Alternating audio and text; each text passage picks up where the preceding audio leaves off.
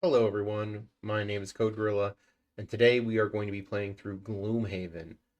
Uh, Gloomhaven is a tactical RPG board game with a digital implementation, which is what we're playing today. We are going to be speed running the End of Gloom easy route, which is End of Gloom being the end of the main storyline in the campaign, easy being easy difficulty, obviously. But of course, this is not actually Gloomhaven. This is Zoomhaven, because we are zooming through this game. Now, I do need to take some time to explain one of the core mechanics of the game here and how it affects these house rules here. So every attack in the game has a base attack value. It has some buffs that you're going to add to it, and then it has a draw from an attack modifier deck. The original attack modifier decks, in addition to having everything from -2 to +2, also has a ×2 and a ×0. That is considerably way too high variance for a speedrun, so we're going to take advantage of the house rule variant, which replaces the ×2 and the ×0 with a +2 and a -2. That means we can guarantee a minimum amount of damage a given attack is going to deal. And so if you hear me talking about guaranteed kills throughout the run, that means my base attack value plus my buffs is at least 2 more than the amount of damage that I need to deal, so that even if I draw a -2, I'm still going to kill the target. The other thing to note is we are using the Jaws of the Lion DLC. We make extensive use of the Hatchet class and a little bit of use of the Demolitionist class. That is a bit of a tongue twister there. Say that 5 times fast. But that said, that preamble out of the way, we can get started in 3, 2, 1, go. Excuse me. So we are going to skip the opening cutscene and tutorial, of course, and go straight into character creation. We're going to create characters. The thing we're looking for here is, these are both bad, so we're going to create a second Spellweaver. The thing we're looking for here is specific personal quests, and we're just going to do the key smash now this time. So personal quests are how you make progress towards retiring your characters. We do not want to retire our characters, we want to use them for the entire speedrun. So as a result, we don't even want to make progress towards them, because every time you make a little bit of incremental progress towards them, there's a slow animation that plays. So we're specifically picking ones that we're not going to make any progress on. Now I'm just picking out some cards. You have a little bit of extra cards, more than the max you can take at the beginning, so that you can have some variety, even at level 1. And then we're buying power potions and boots for both of our characters so that we can hit hard and go fast, because it's speedrun, that's what we want to do. And with that, character creation is done, and we can get on to the first scenario. Now, there are road events on the way to most of these scenarios. Mostly they don't matter. If they ever do give us a bad negative effect, we can always restart the scenario as soon as we load in to effectively get rid of that negative effect. Now we have these battle quests. We do care about these. We do want to see these get completed, because they are going to be they make progress towards improving our modifier decks, which is helps reduce variance in the later parts of the run. So this first turn here, we're just setting up some buffs. We put on a buff that gives us +2 move on our next 4 moves. It makes wind. The favorite is a +3 attack to a ranged attack, but then you have to go pick it up after you use it. And then the Spellweaver here is going to use the wind to get +2 attack on her next 4 attacks. So we're going to use that to great advantage here. This is why these two make such a strong team. Is that particular 1-2 punch right at the beginning of the scenario. So we're going to just click on some heads. Boom, boom, boom. That's pretty good. We now have a guaranteed kill on the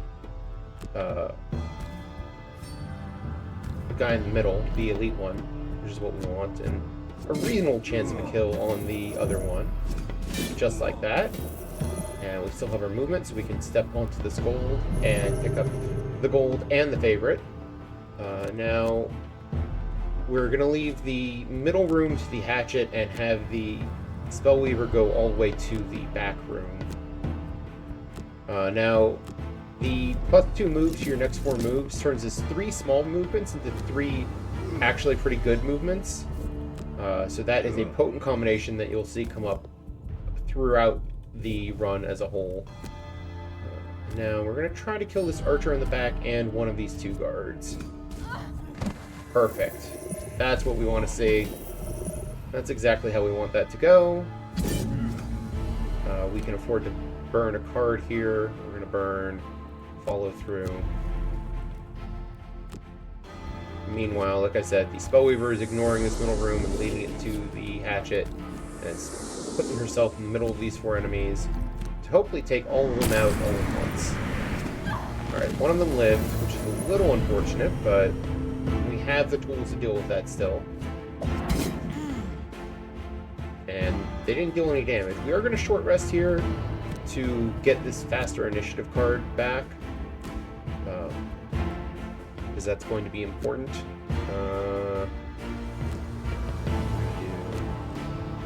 These 2 things. Yeah. We're going to actually make a point of stepping away.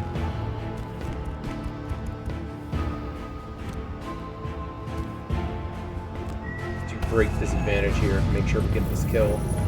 And then you...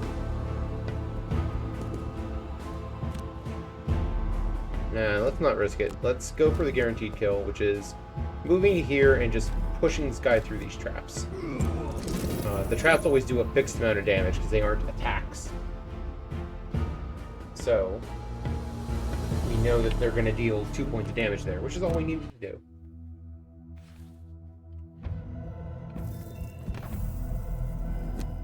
Alright. So now this next scenario is a link scenario, which just means we don't have to do a road event on the way to it, which is great, because that would just slow us down.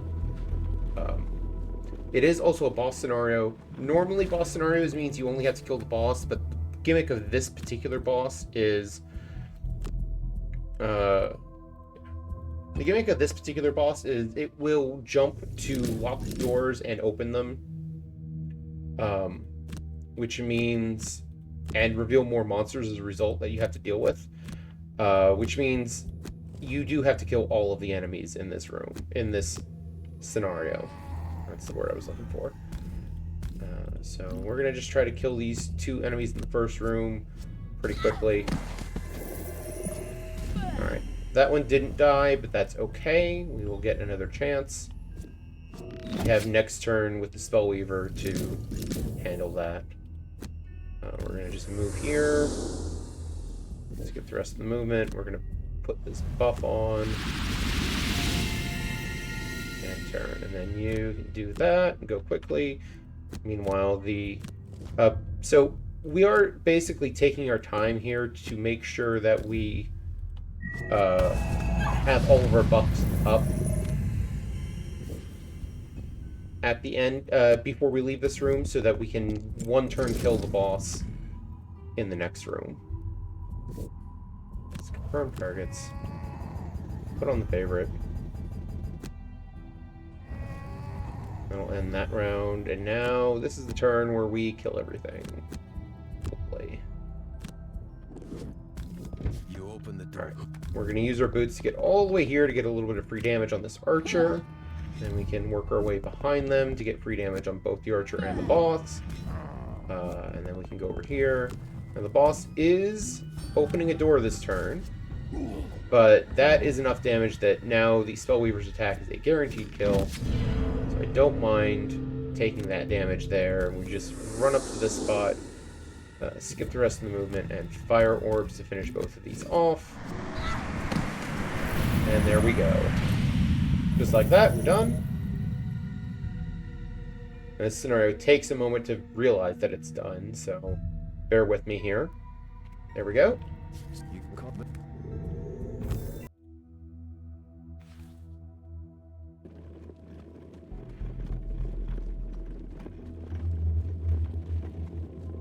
Alright. Next scenario here is... Meeting. That split didn't take. That's fine. The next scenario here is Crypt of the Damned. It is a little bit of a longer scenario, relatively speaking. It is... What the world's called? I'm probably going to reset to clear that effect, because like I said, it's a longer scenario. You do get beat up a little bit at the beginning, because you spend a turn setting up. And so that 3 damage may result in our deaths if I don't do this. Now, this is where we're also going to see our first usage of our summon on the Spellweaver. Before we've used that card for a default movement, here we're going to actually summon the creature. The thing about summons in this game is they can be very powerful, but they're also very stupid. They do not have good self-preservation instincts, and they tend to be very fragile as well. So we're going to go stand here.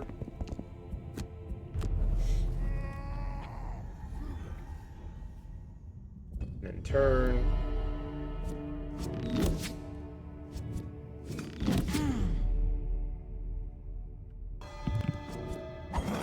This is a slightly dangerous attack to get on the first turn because of that. Okay, we can afford to burn... I guess Mana Bolt. Actually, I have a hard time burning anything here. I guess Fire Orbs. Fire Orbs doesn't get used.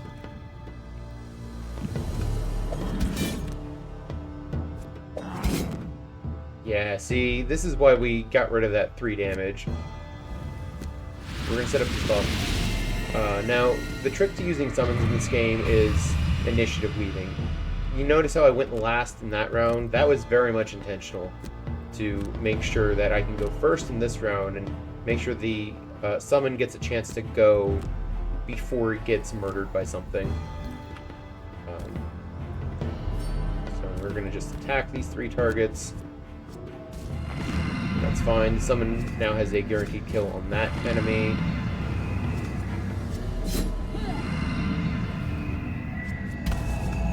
Like so. Meanwhile, the Spellweaver is not going to stick around to clean up this room. It's going to go work on this middle room by taking care of these 3 enemies all together. Just like that.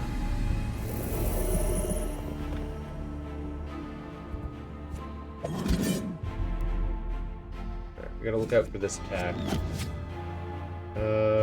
We can take that damage. Alright. Mana Bolt, Killing Eruption. And you are doing Center Mass and Retrieval.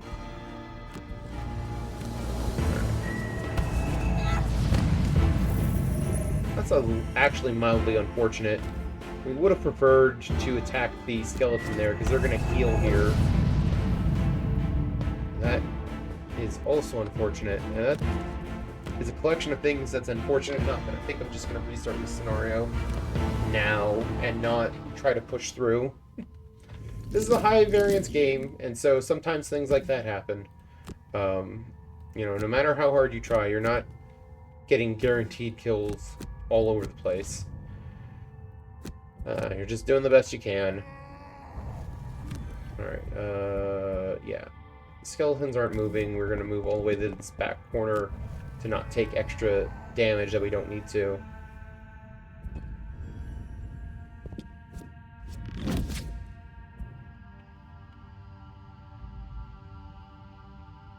Alright. Summon behind you.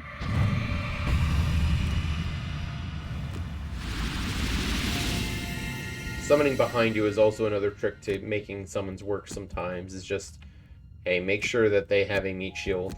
Even if the meat shield is your squishy caster. It's still better off than they are.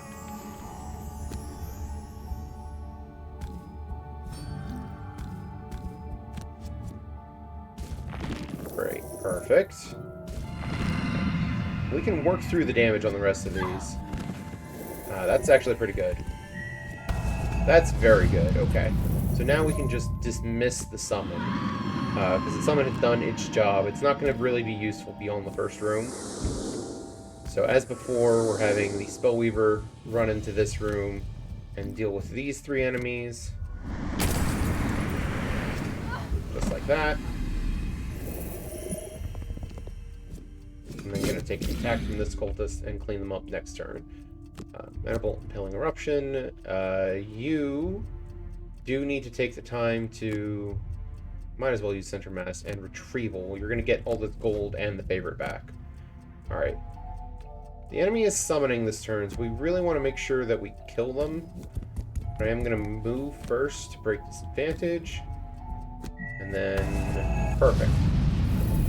Yeah, we don't want to let them summon and get another skeleton that we have to deal with. This gold is actually really good for the hatchet. The hatchet needs a significant amount of gold by the end of this.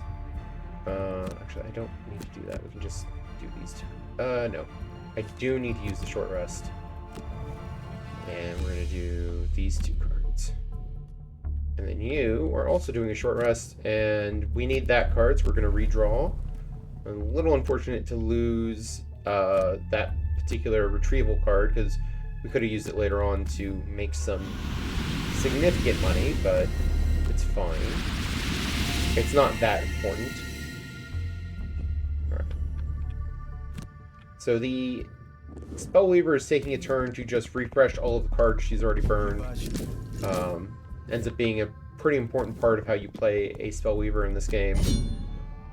Meanwhile, the hatchet is running in here to hopefully one-shot this Earth Demon, just like that. Alright, so you are now doing aid and air. I need to set up that air buff again.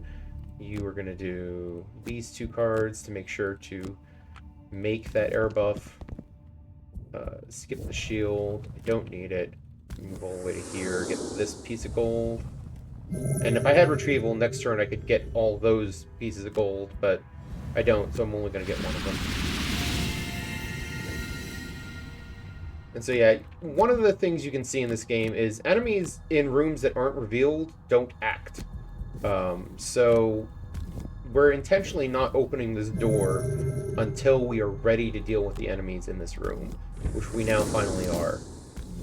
So we'll be able to finish our turn and know exactly where these enemies are before, and hopefully deal with them all before they get any chance to act. Alright, that one lived, but that's okay. We do have the means to deal with them next turn without any worry. Which means you actually get to pick another piece of gold. And then promptly run out of cards after that. Alright, I need you to move up. And I need you to finish that enemy off. You are going to go here, get this gold. And there we go.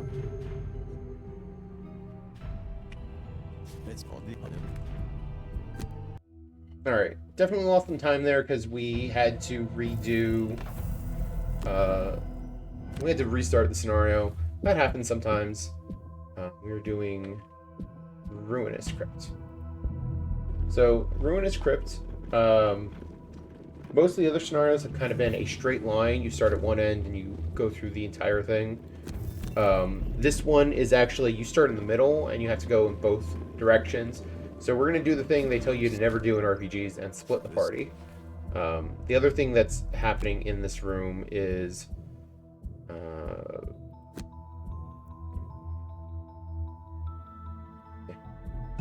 The other thing that's happening in this scenario is there's 2 chests in this scenario, one on each side. Both chests has 15 gold. We really want to try and make a point of getting both of those chests. One on each character, because we do want this amount of money on both characters. And we also start this scenario disarmed, so there's no reason not to burn a car, or no reason not to just set up buffs right away.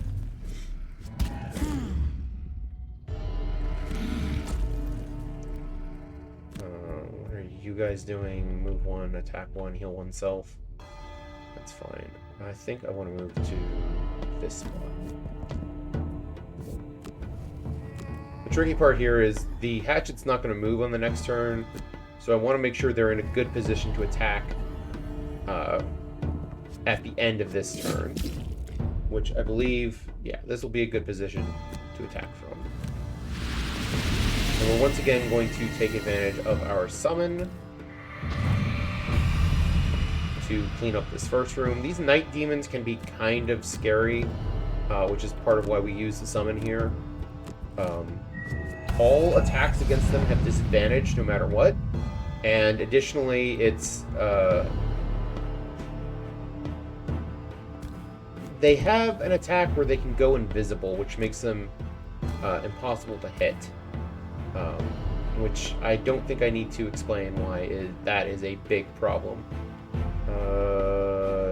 Yeah, those two is fine.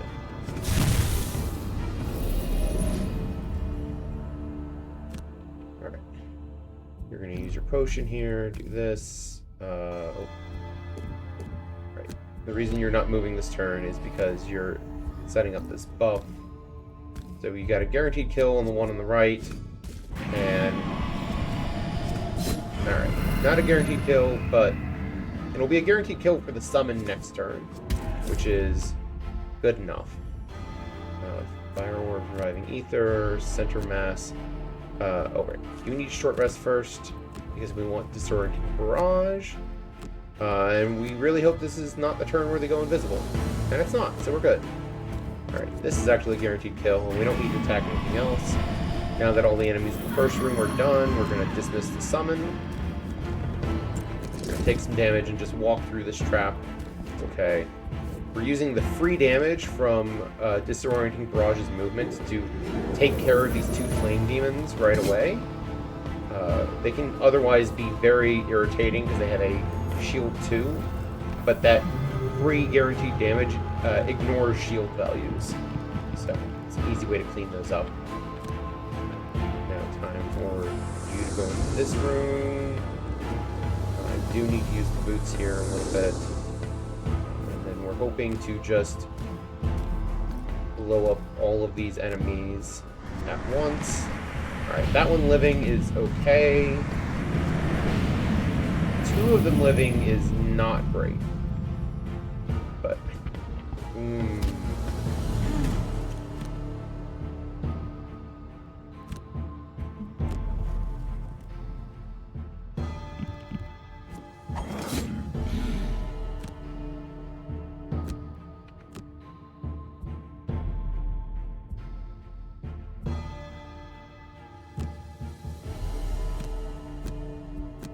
yeah, I think we actually have to start this scenario over.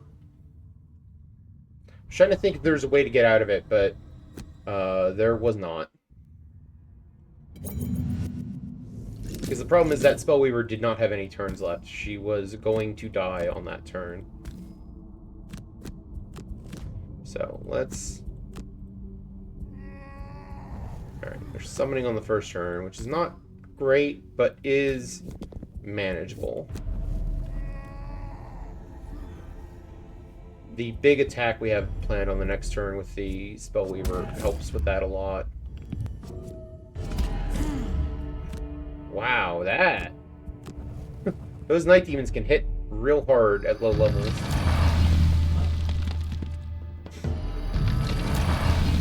And it's not great.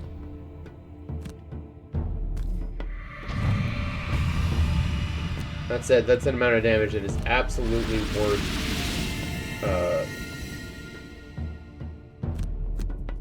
throwing out a card for.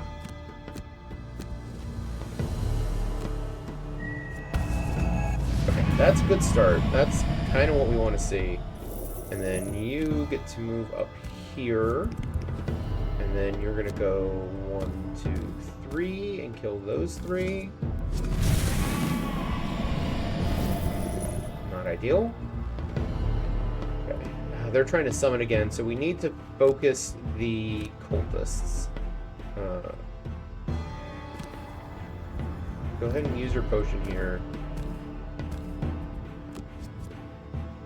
Guaranteed kill. Kill. Alright. We're in good shape.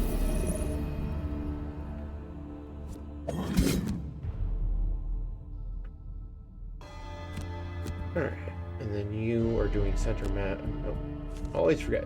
Gotta do the short rest. Gotta do the short rest. You need that disorienting barrage this turn.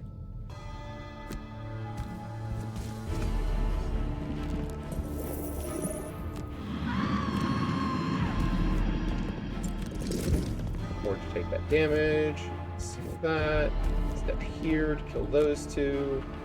And then use the... Oh, right. I got the chest. The chest stays collected even though I had to restart the scenario. So I don't need to actually go out of my way to recollect it. So I'm just going to end my movement here and get that gold. Right. You, on the other hand, move here. And then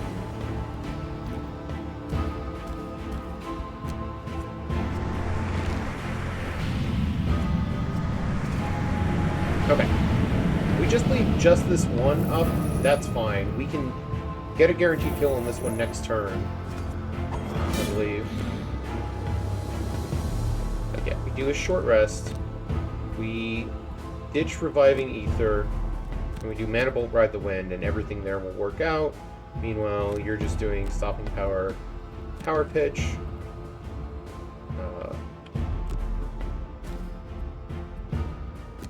That's guaranteed.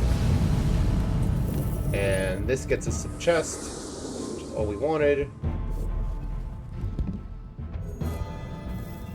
There's our 15 gold.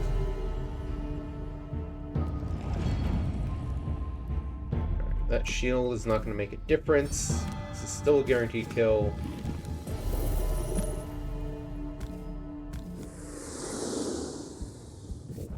And we're going to pick up just a little bit more gold.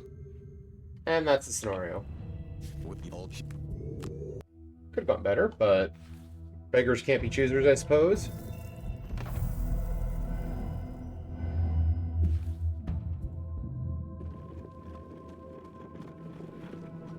So we have another linked scenario here, so we're not going to deal with a road event, which is nice. We're going to go into Plane of Elemental Power.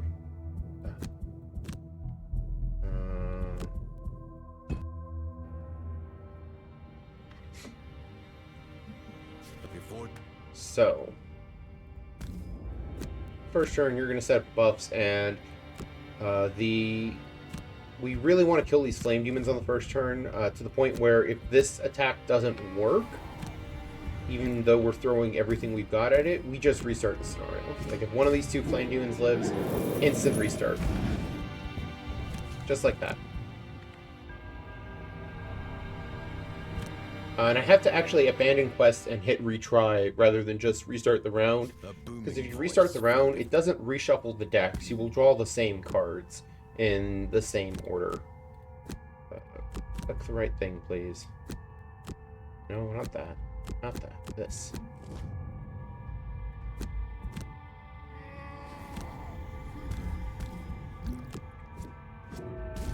Okay. Minus ones are fine. Minus ones are fine. Minus ones get the job done. Alright. Meanwhile, Spellweaver is just going to set up buffs. Here we're going to do Fire Orbs, Ride the Wind. We're actually going to do them in the other order to go as late as possible.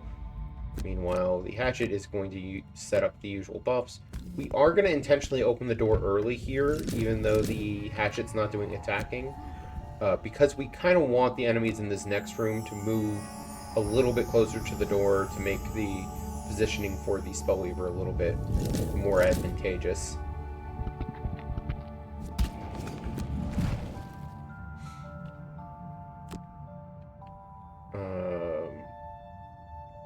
At least in theory.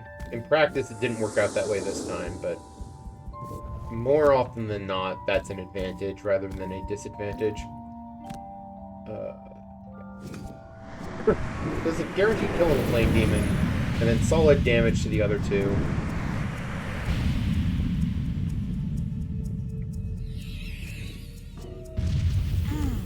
Sun Demons are kind of the opposite of Night Demons. Instead of all of our attacks against them having disadvantage, all of their attacks against us have advantage. Which I don't need to tell you why that's a problem. Alright, so you are going to... Yeah, just do this. And then jump all the way over here. Alright.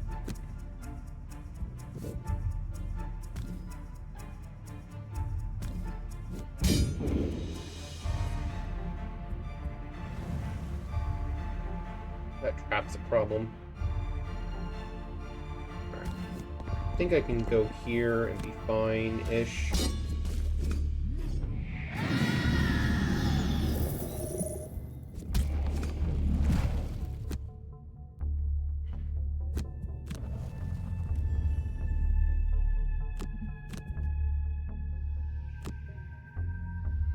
We are going to slow down just a smidge here to take care of this one persistent enemy that has not died yet.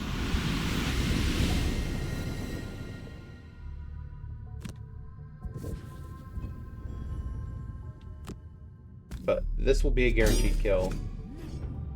And then I can move up to this spot.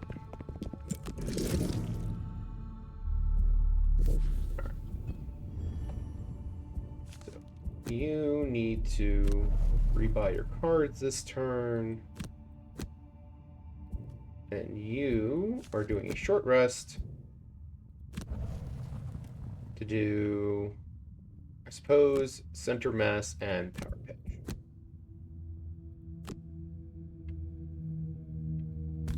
Go ahead and heal there. Because the hatchet is who's going to take the brunt of the attacks in the next room.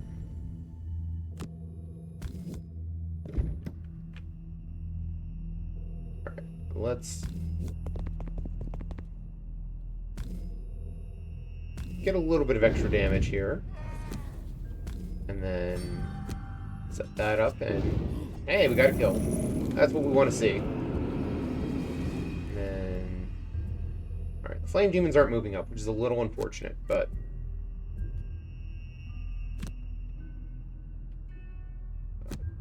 Especially because we'd like to use Disorienting Barrage to get some free damage on them. I tried to go as late as I could, and that's not late enough.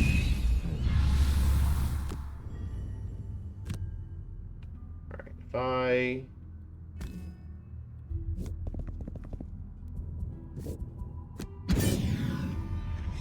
I'll be able to use my boots here to get in enough damage to kill one of these two at least.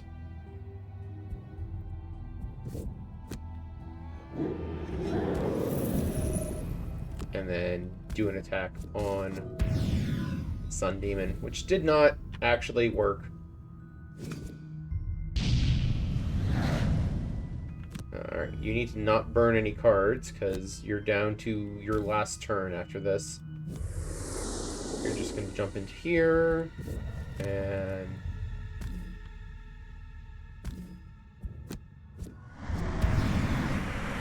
These are some unfortunate times to draw -2s, but at least that got the kill done. So we are going to... I think this Crackling Air will be good on this turn. That's fine. And then those two will also be good. Might as well add one to all of our attacks to make sure we get as much damage as we possibly can.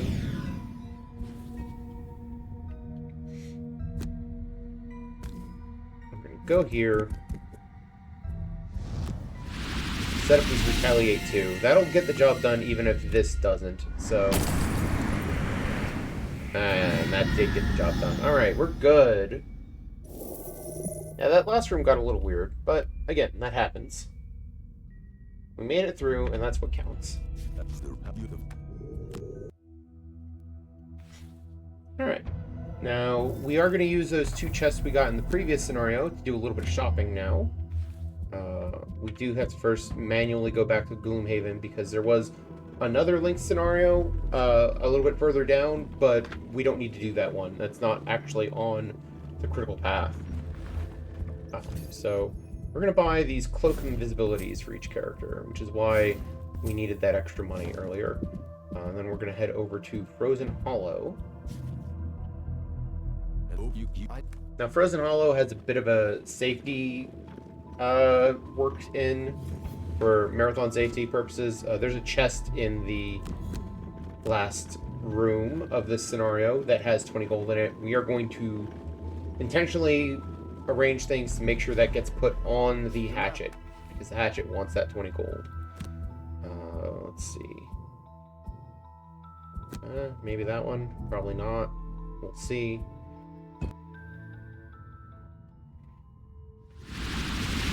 Alright.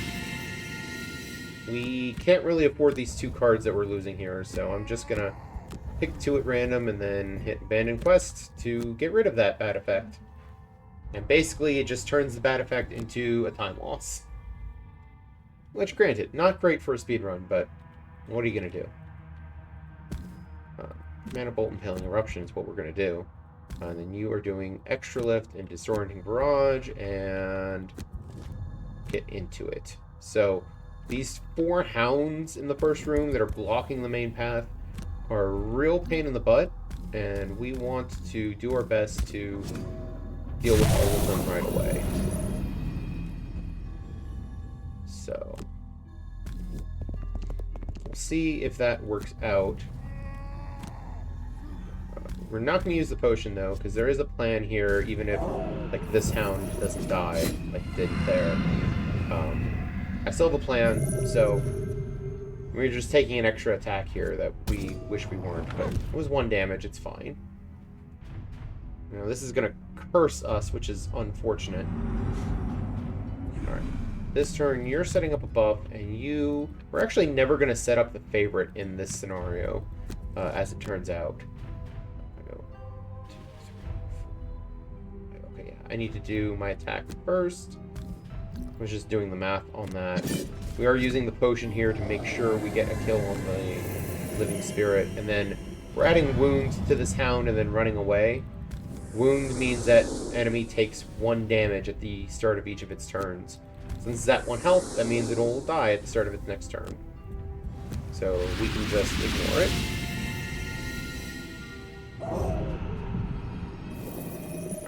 Arms Ride the Wind, and you are doing Center Mass, and let's say Retrieval. I feel like I'm never sure exactly which card to use in my movement here, but we're gonna go here. We're gonna attack this one. Hey, for once, that's some good luck. You don't usually expect to get that kill, but it is nice when it happens. Alright, Spellweaver's gonna jump all the way to here, and then attack these 3 enemies. This is a guaranteed kill on the living spirit.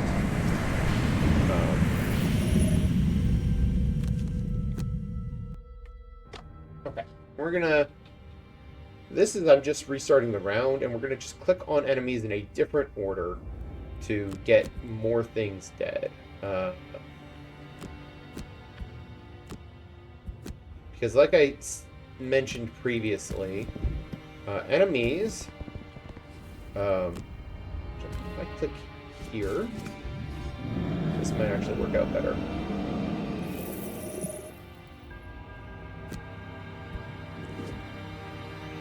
We're going to go all the way to here still.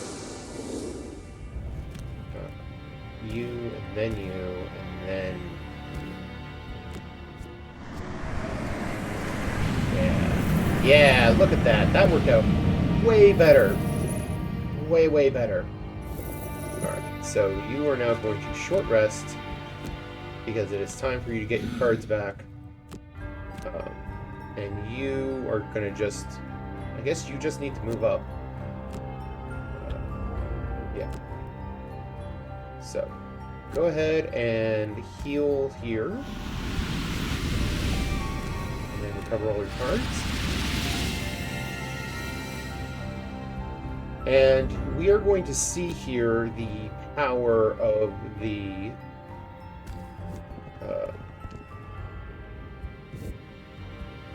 what's it called? The invisibility cloak. We're going to just move all the way into this room.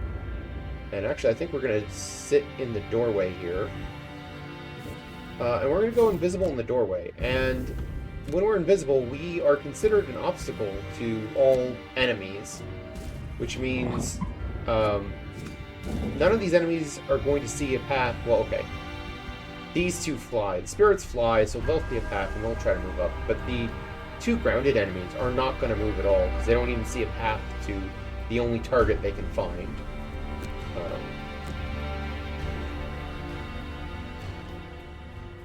Okay, let's actually just short rest here so that we have something to attack with.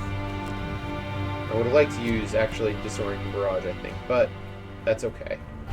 We're going to use the favorite, and we're going to use Center Mass. Alright, Hound's still not moving.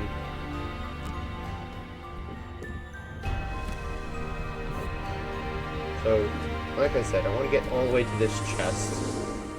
And we can Center Mass to attack you.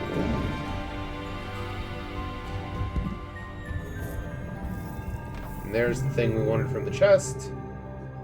Just how we drew it up. Alright, now I believe the Spellweaver's attacks here are guaranteed kills.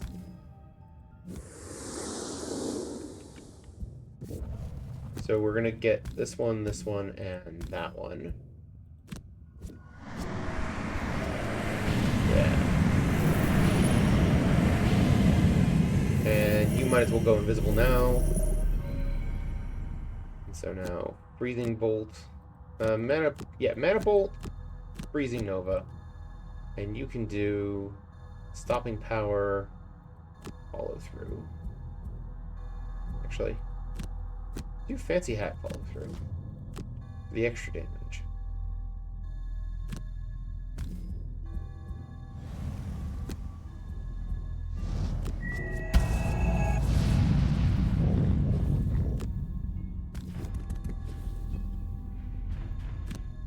Extra damage. Alright. We're good. Got through the scenario. We got our safety chest. We got our extra money.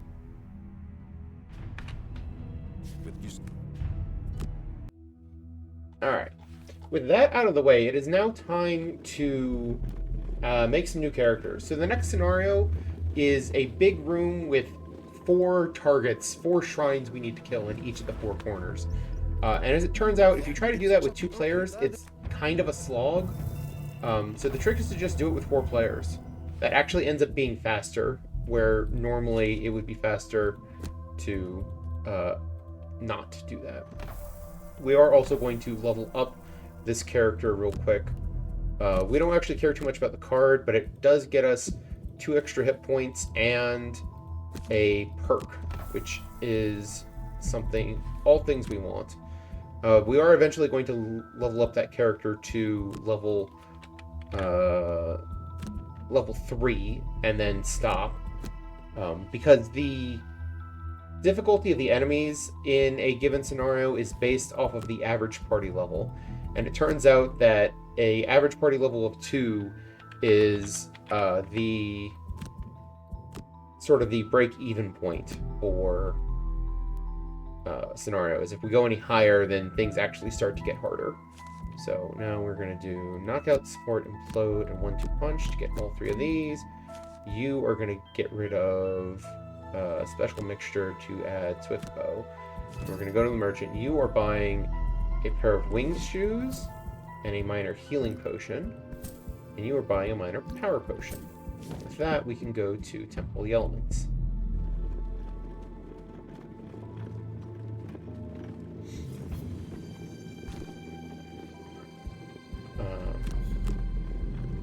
Okay, we're just going to take that damage. That damage doesn't actually matter. This is going to be done in 2 rounds, and it's going to be 1 round of setup, and then 1 round of... I said, equip that, please. Yeah, whatever. And we don't care. We don't use the Demolitionist or the Scoundrel enough to care about their battle rolls. They'll never get enough progress done to make that happen.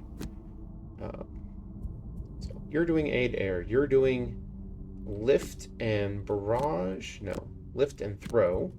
You are doing the big one and wind up, and you are doing flanking strike and smoke bomb.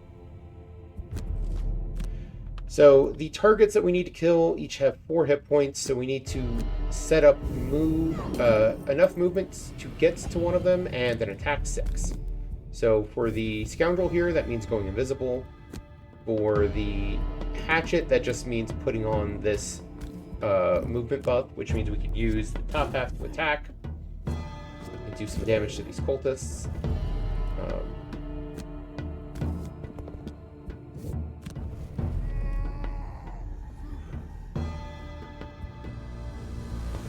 Then we're gonna take damage with cultists. That's okay. That's also okay. The scoundrel is going to make this attack mainly to make fire for the next turn, and then also use this double the value of your next move action on the bottom here. And then the Spellweaver just needs to set up a +2 attack buff and move up towards the door. Alright, and that means we can do Impaling Eruption, Ride the Wind there. We can do Disorienting Barrage, Power Pitch there. We can do Explode level there, and we can do Backstab, Swift Bow there. So first, Scoundrel. The Scoundrel has the least movement of anyone here, but has a range 4 attack, so that's just enough movement to get into this room. And then the buff we set up last turn doubles the value of your next attack while invisible. So that turned an attack 3 into an attack 6. This is turning into a move 12 jump, so we can jump all the way into this room. And then level is an attack 3 that gets +3 attack if the target is an object with health, which it is in this case.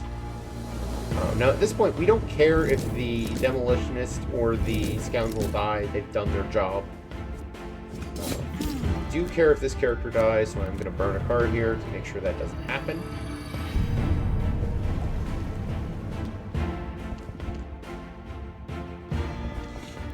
Now the tricks that the Spell Thief and the Spellweaver and the Hatchet are using are ones we've seen. We're using Disorienting Barrage plus the extra lift buff to make it really far in one set of movements. And we're just using Power Pitch as a straight up attack 6. And then you're going to go invisible to not give these Frost Demons anything to attack. So we'll just walk past.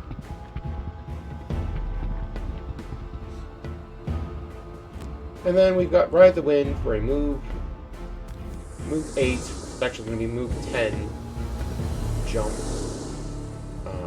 And then Impaling Eruption plus the buff plus this potion turns it into an attack 6. We're going to hit all 3 targets. We wanted to try and kill them all, but one of them survived, so we are going to go invisible.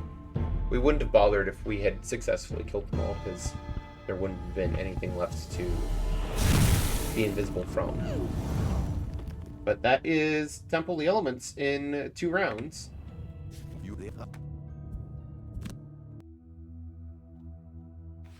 Okay, and we're going to make our last character for this run. That is going to be, we're going to remove these other ones, and we're going to say goodbye to the Spellweaver for a little bit and replace them with a Mind Thief.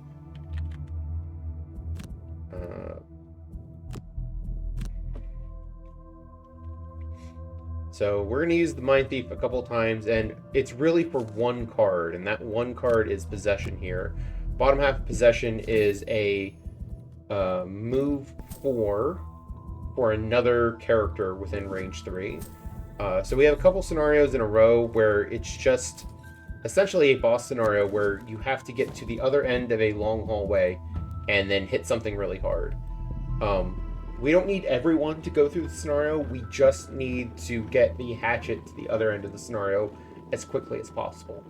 So that is what the Mind Thief is doing in these next 3 scenarios.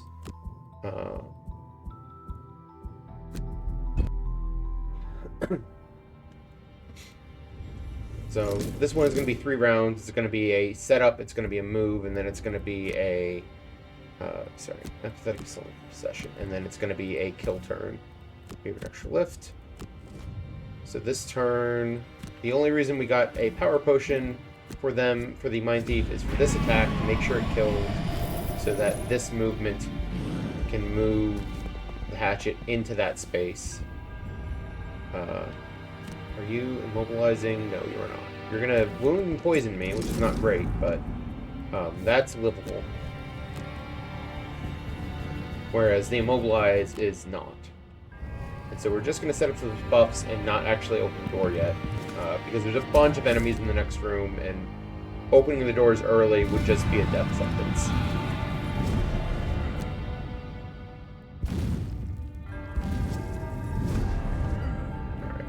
Let's burn a card here. We're going to burn repeat shot. We don't need it. Now, all the Mind Thief is going to do is go invisible and stay invisible as long as possible.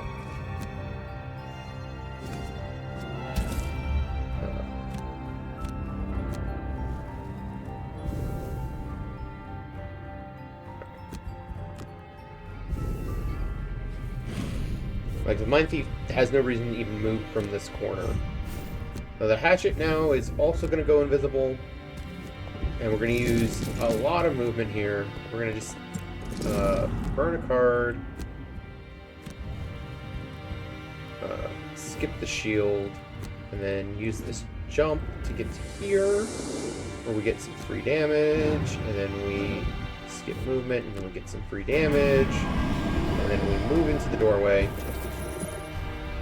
We skip the rest of the movement.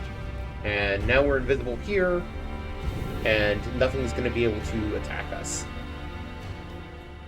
In fact, nothing's going to find any sort of target in the scenario at all, so we just kind of skip through all those turns. Now, the Mind Thief is just stalling as long as possible. And now we're going to see the Hatchet's big wombo combo damage combo. You have to set it up in advance, in that you have to already be in position, because you use the bottom half of the card to not move. Instead, you use it to double the value of your next attack this round. That plus Power Pitch, which is already an attack 6, double to 12, but we can buff that all the way up to attack 10, double to 20. And so we just did an attack 20 on our 16 hit point boss, and got a guaranteed kill as a result. And there we go. The next two scenarios are pretty much the same. I do need to remember to now spend that safety money that I picked up earlier. We are going to be getting an enhancement on one of our cards.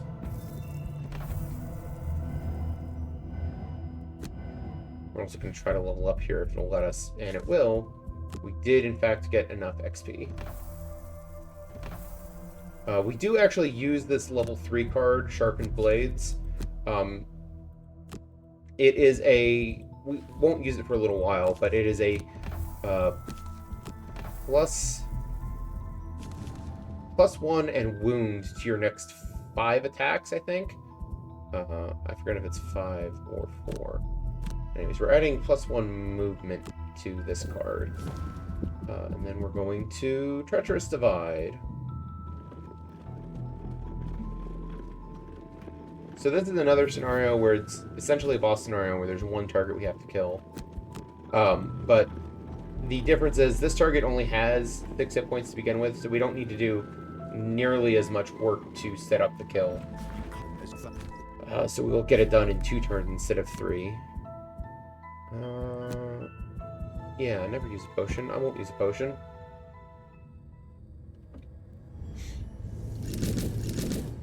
Alright.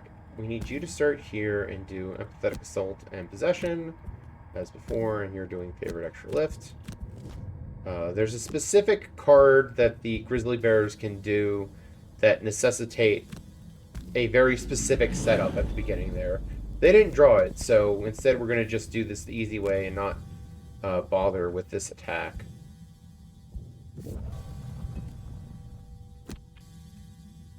Because the Mind Thief doesn't matter anymore, so we're just going to let them get mauled to death by bears. We are, however, going to go invisible with Hatchet.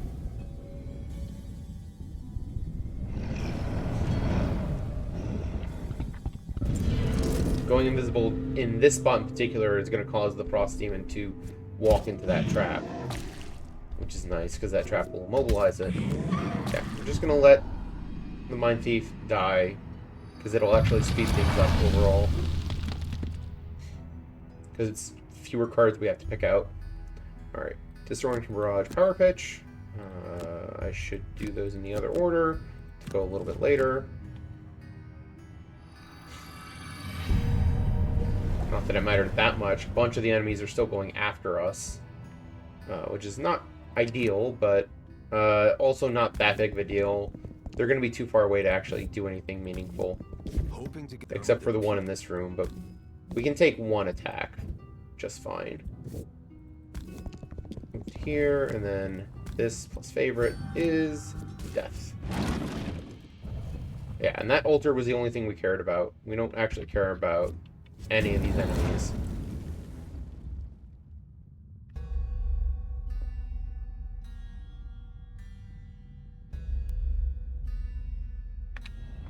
Pieces of this. You look.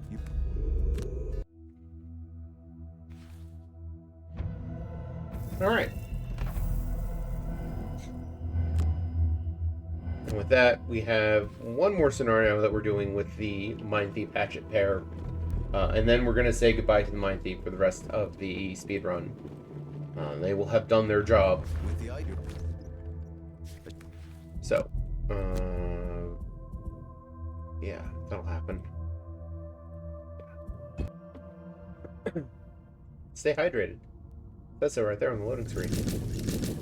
Alright, so we got one more scenario where the goal here is to... we have a setup turn, we have a movement turn, and then we have a kill turn. This is the setup turn.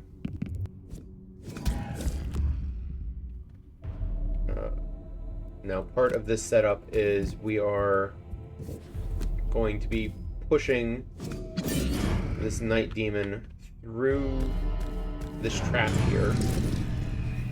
Mostly to clear it so that the Hatchet doesn't have to walk through it.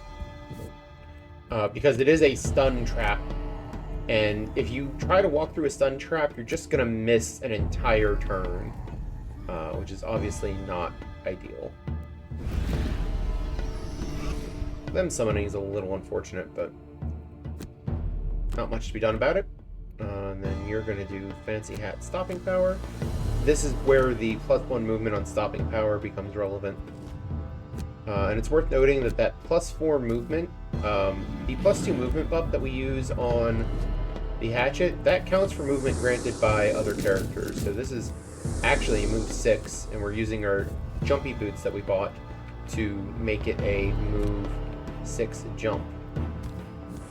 And then this +1 here is relevant if the Wind Demons had tried to go before the Hatchet went to that turn. Now, we should be in good shape. We're going to not bother with the shields because we're just going invisible.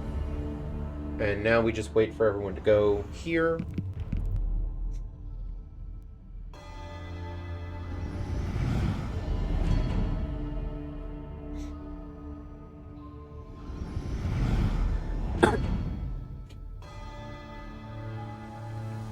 As you can see, this boss only has 12 health, so it's not going to be terribly difficult to one-shot it.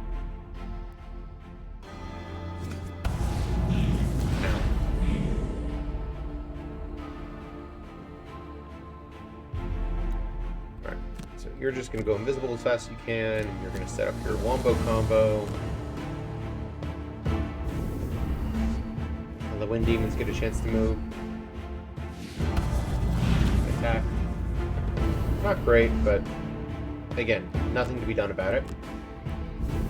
You're just going to go invisible and then skip the rest of your turn.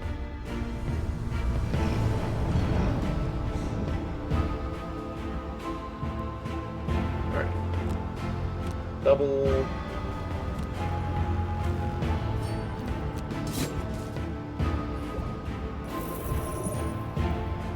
There we go. We do have to sit through all these ice storms summoning, which is, again, mildly unfortunate. Just RNG and how many animations you have to sit through. But there we go. Piece of cake. Easy peasy.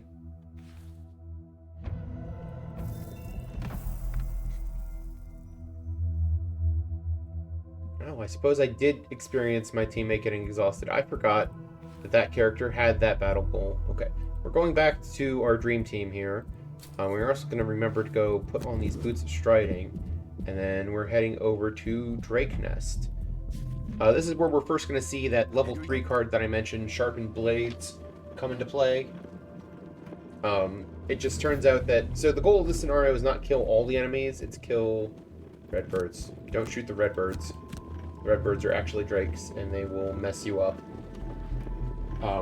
The goal of the scenario is to kill 8 drakes, because we're trying to harvest their scales for a potion. Let's see.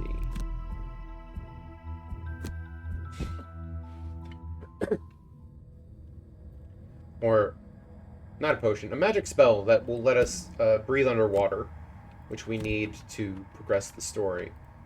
So, hang on, not the favorite, Sharpened Blades, like I said. So your next 5 attacks get +2 and wound. Or +1 and wound. Which is a lot like +2, in that once you use it, the enemies will get at least 2 extra damage out of it before they get a chance to do anything meaningful. Just gonna set up our buffs on the first turn and move up a little bit. Alright, you are doing Fire Orbs, Reviving Ether in the other order, and you are doing Disorienting Barrage, Double Throw.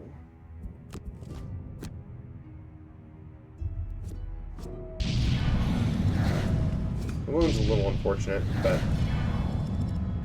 mostly because it's just going to slow us down at the start of each of the turns. I'm not terribly worried about the damage.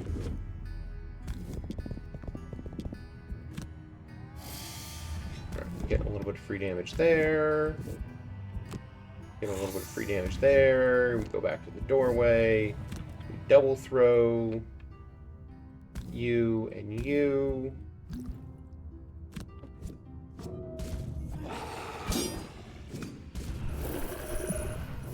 And then we go invisible. It's a shame this Spitting Drake isn't moving up before the Spellweaver goes. Because it would be nice to be able to get an attack in.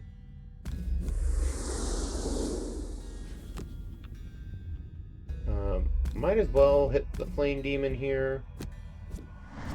We'll finish it off, and that'll be one less threat to deal with. Alright. The ones in this room are going to get left to the hatchet at this point. Well, the Spellweaver is going to go finish off 3 more in the next room. Favorite, and just Power Pitch to deal with that one. Shielding and healing is a little obnoxious, but we have the tools necessary to get through that anyways. Just gonna move here. And then finish that off. Take some damage. Move into this room. And we're going to use the potion in this room.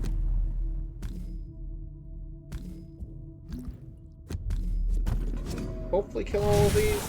We left one alive, and it's one that's healing this turn.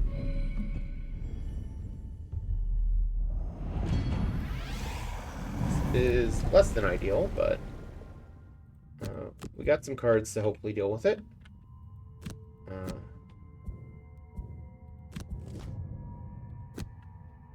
Flame Demons are going fast this turn. They don't have enough movement to do anything relevant. Let's back off into this doorway, and then...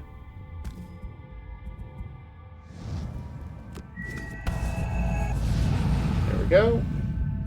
And then this should be a guaranteed kill. Yeah, guaranteed kill here, which is great. There we go. So that wasn't perfect, but it was still reasonable.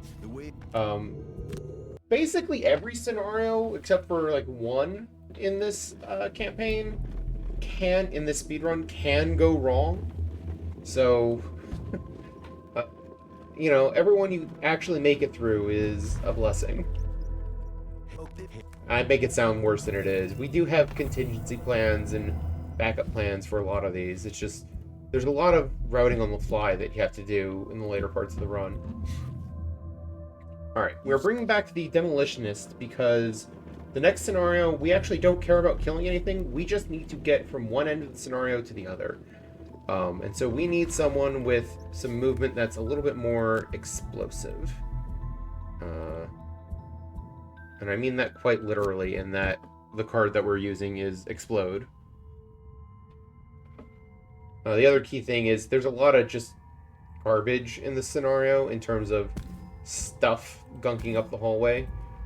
So we need to make sure that we have jump on our big movement. So that's why we're using the Demolitionist and their jumpy boots. Move here, we're going to break this. We're going to hope we kill this lurker, just like that. And that bless is exactly why we broke that rock, is to get that bless and make it more likely that we killed exactly that enemy. And you can jump into place, and I don't care about the battle blowing up, I just need to kill these enemies. You're now doing Manable Aid from the Ether, and I think you're just going to do healing. You're doing Level and Lobbed Charge. So, I'm going to just go ahead and have you heal here, and then move up towards the door.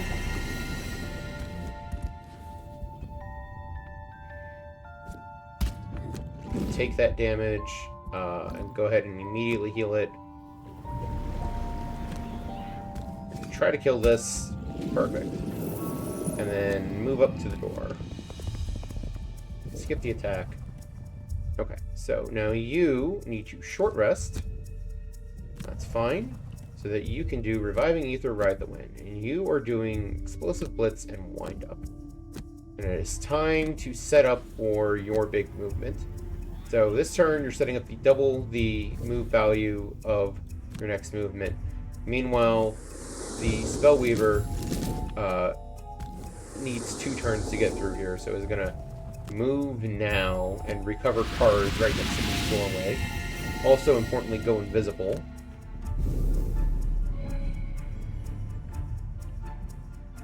We're going to watch these enemies move and hopefully not do too much relevant. That's fine. Now, we do need you to go fast enough to make fire, because we need fire for this explode to work.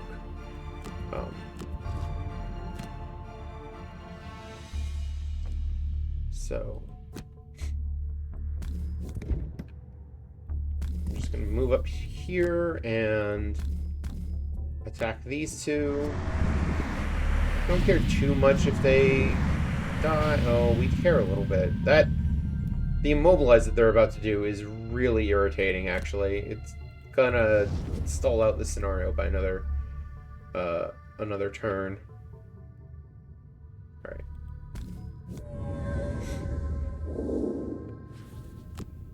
Fine. I'm gonna take the opportunity then to kill one of them at least.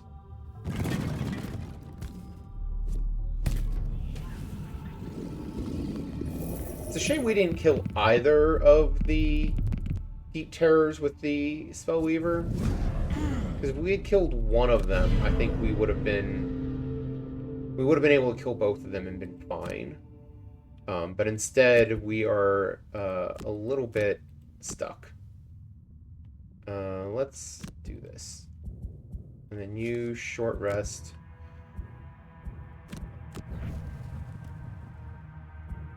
And we have a good range attack here. We're going to just do crushing weight and the big one. Alright. I think actually I just want to make sure I kill... Well, go here.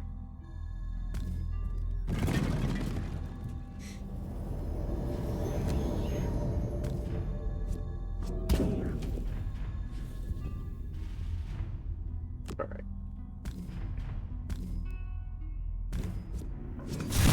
There we go. Covered both of those two. And yeah, we're immobilized, but we can live through that.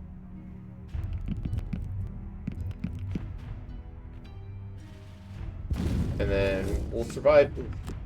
+2 is unfortunate, but we will survive that attack. Because we do have enough hit points. You don't have a range attack left, so you're using enough movement to get to the end, and that's what matters.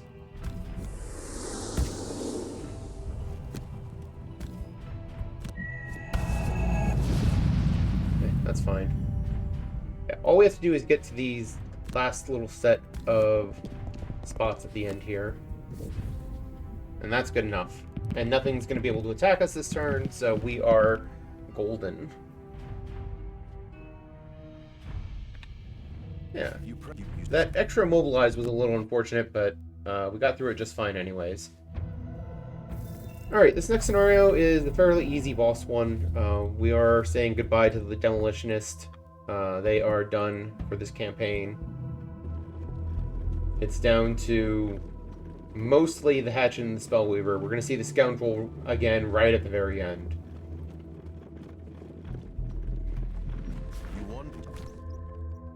But yeah, this will be a two-turn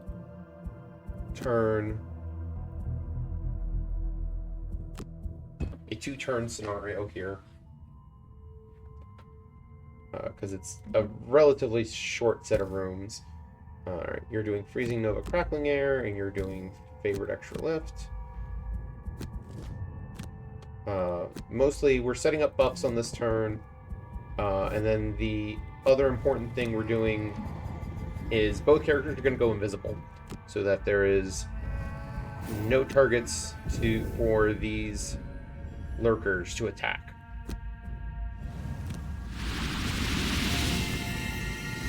Default move 2 is good enough there, and then we go invisible, and then nothing gets to attack in this room. And then you do Fire Orb, Ride the Wind, and you do Stopping Power, Power Pitch.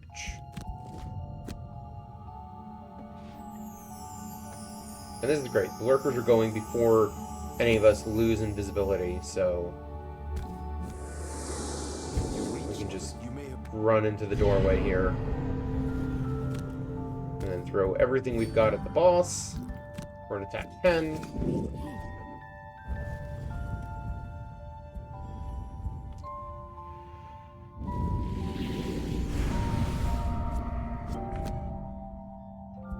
Alright.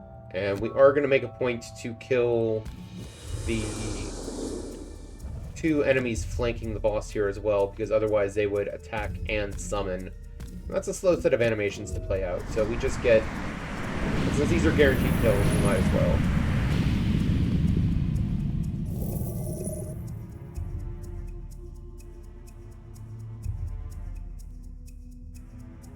There we go. And finally we come to Slave Pen, which is the last, long... I did not mean to click that. The last long and difficult scenario in this run. Part of what makes it a long and difficult scenario is it is an escort quest. Everyone's favorite. Furthermore, your escort is, again, kind of stupid. It is... The guy you're escorting is this guy named Redthorn, and all he's going to do at the end of every round is a move 3 towards the far end of the scenario. And doesn't attack. You do lose the scenario if they die. And so, but cannot defend themselves at all. And so the end result is someone who's in a lot of danger a lot of the time. And the best strategy for beating it is to just outrun this guy, basically. So we're going to try to get through these guards in the first turn, for example, by doing this old potion, hat buff, double throw. Just like that. And you move up, and you set up your buff.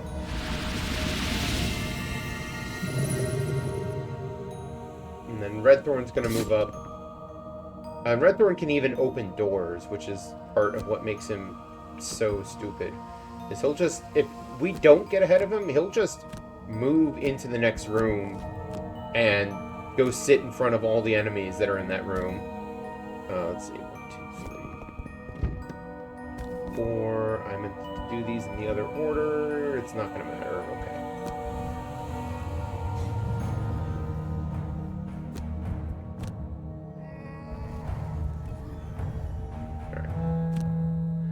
We are going to try to kill all of these enemies. It's not going to kill the golem, but it'll kill the other two, which is good. And then the golem is going to hit us. Which, not great, but better us than Redthorn. You are doing those 2 cards, and you are doing the favorite, and I forget which attack I use here. I want to say stopping power, usually.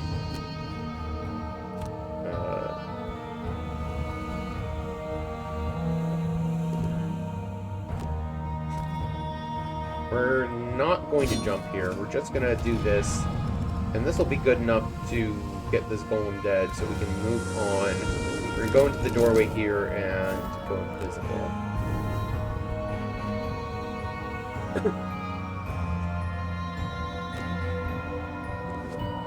We're going to see if we need to... We probably do need to go invisible with the Spellweaver here.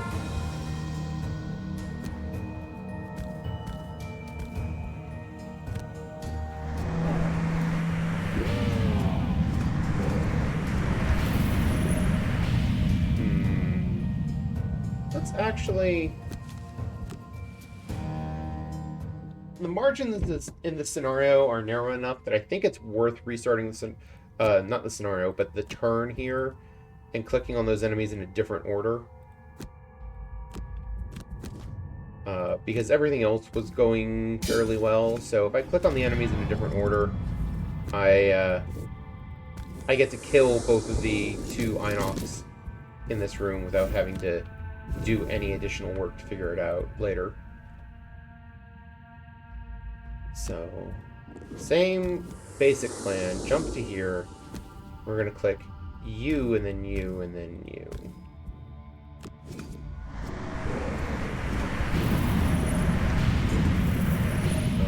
And attack 5 is a lot of damage. I think we're just going to go invisible to avoid that.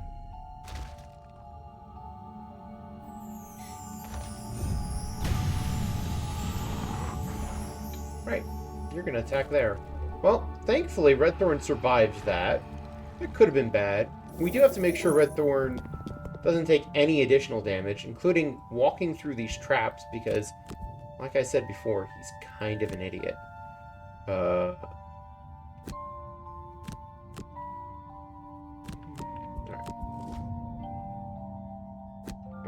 going to wish I had done the other card. That's fine.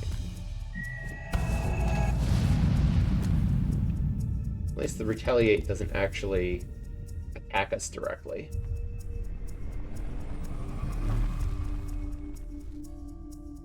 Alright. We really want to make sure we get a wound on you.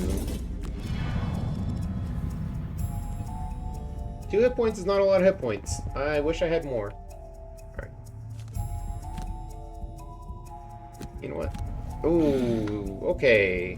Nope, not abandoned quest. Restart round. So I got greedy there, is what happened.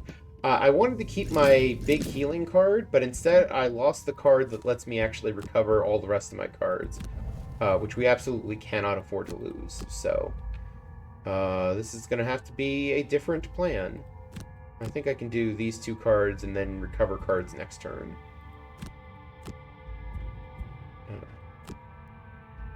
Okay.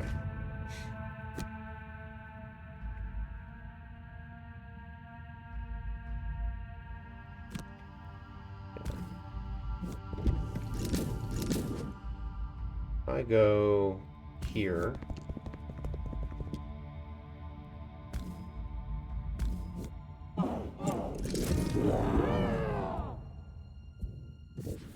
Don't need that movement.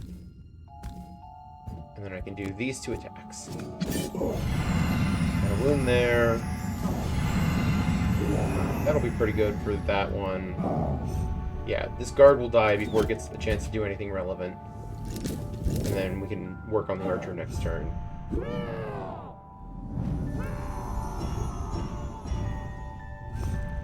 Stone Golem bleeds out this turn. Everything's going according to plan here for the moment. Let's not jinx it. We're going to jump all the way to this spot, and we're going to heal the hatchet. The hatchet's a little low on health for what we'd like. And then I got 2 cards left. I gotta play them. You are going to short rest. That's fine.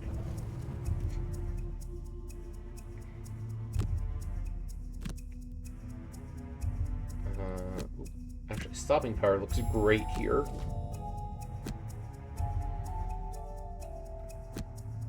Do some more healing, and then cover all your burn cards.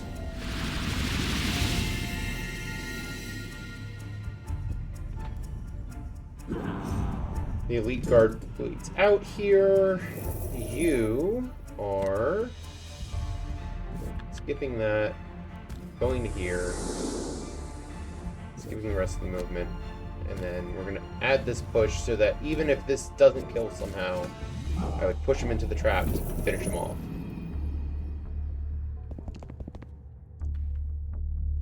Okay. I want you to repeat shot power pitch, and I want you to... So we're gotten to the end of this scenario where you kind of have to do some improvisation basically every time you get here. So we're going to do these 2 cards, and we're going to try to set up the buff using wind here. Alright, who do I need to attack? I think if I stay near the back, I won't get attacked too much, so I can just attack this guard here, and then I'll be fine.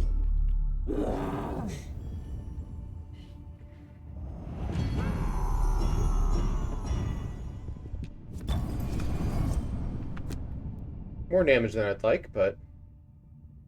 Okay. You are doing this. Moving up to here.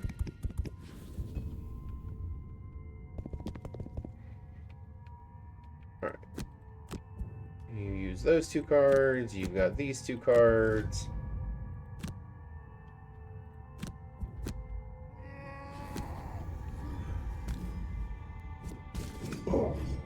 Alright. This should put us in good shape to kill everyone with this Freezing Nova attack.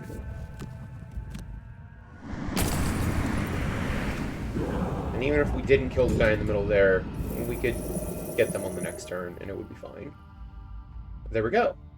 That actually went pretty well. That one always... It goes long enough and has enough variance to it that you always have to kind of improv near the end. So that's kind of expected. Now, the next scenario... I know I said earlier on that almost every scenario in this run has the capability of going wrong. This next one, Shadow Wield, is the exception that proves the rule, so to speak. This one is 100% fully guaranteed you will finish this in 2 rounds, no matter what, as long as you know what you're doing.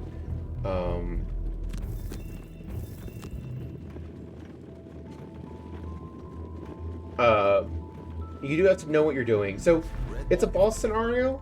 So we're going to use our normal wombo combo with the hatchet. But the catch is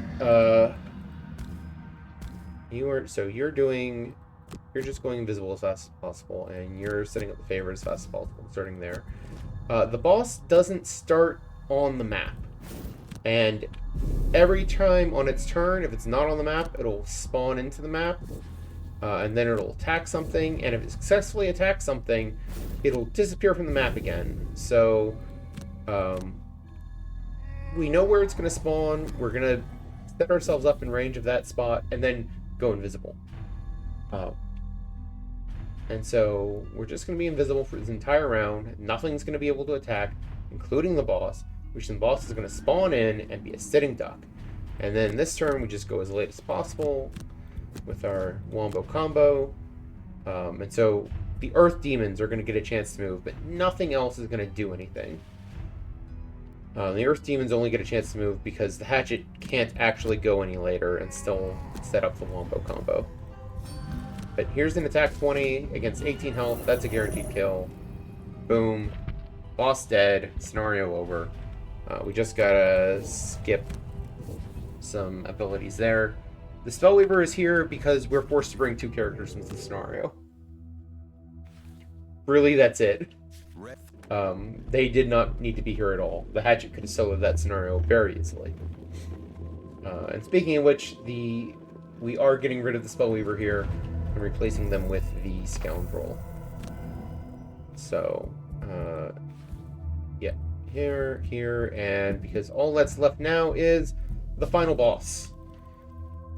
Again, the final boss scenario. Now, the final boss, we are going to set up some wombo combos, and we're going to try to do 40 points of damage in 2 rounds. Which is to say, all in the second round, because the first round's going to be set up. What we don't want to see is the boss teleporting on the first round, because that means we will not be able to get 2 attack 20s on the first turn, and this will become somewhat more challenging. So, favorite extra lift. Yeah, see, that's what we didn't want to see. In fact,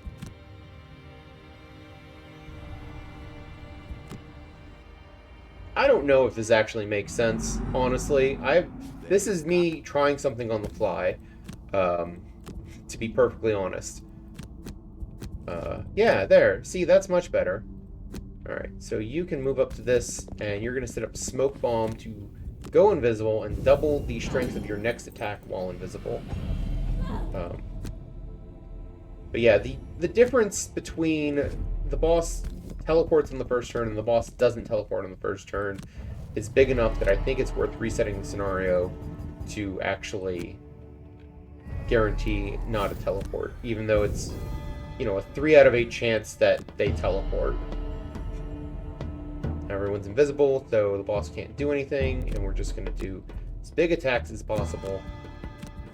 This turn it's okay if they teleport because the hatchet has put themselves in a position where they'll be able to hit them no matter where they teleport to, and the Scoundrel is going to go before they get a chance to teleport. The other part of this scenario is you can notice that everyone's taking 2 damage at the end of each of their turns. So you have sort of a soft time limit to this scenario. Alright, let's see if we're going to get this done here, or nope, we need 1 more round. But we will be able to get the kill here. We're just going to go, again, as quickly as possible.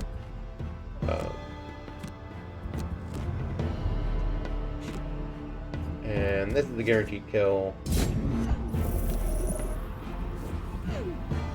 Take the damage. Skip the attacks. Skip everything. Take the damage. And time. There we go. That was Gloomhaven, End of Gloom easy in 1 hour, 27 minutes, 19 seconds. Yeah, had some issues with Ruinous Crypt, but overall the run wasn't too bad. Like I mentioned before, it is a high variance run, and so, like, my personal best, this is me comparing to average segments, right? My personal best is, you know, 10 minutes faster than this. My sum of best is 20 minutes faster, as you can see. but I do feel fairly confident in the estimate that I've given. Obviously things can and will go wrong. As part of bringing this for a marathon, I do have a series of backup saves so that if one scenario or another starts giving me a particular amount of trouble, we can just load up one of those backup saves and continue the run without getting bogged down in the thick of it. So that is one of the things I'm offering here. I can show you those real quick. But yeah, if you go here, you can see I have basically after every scenario that is, I feel, has major potential to go wrong, I made a backup save, and so if one of those starts to go wrong, we load the backup save. Simple as that. Yeah. That's all I've got this evening. Thank you for joining me, and thank you for watching this submission video. Bye-bye.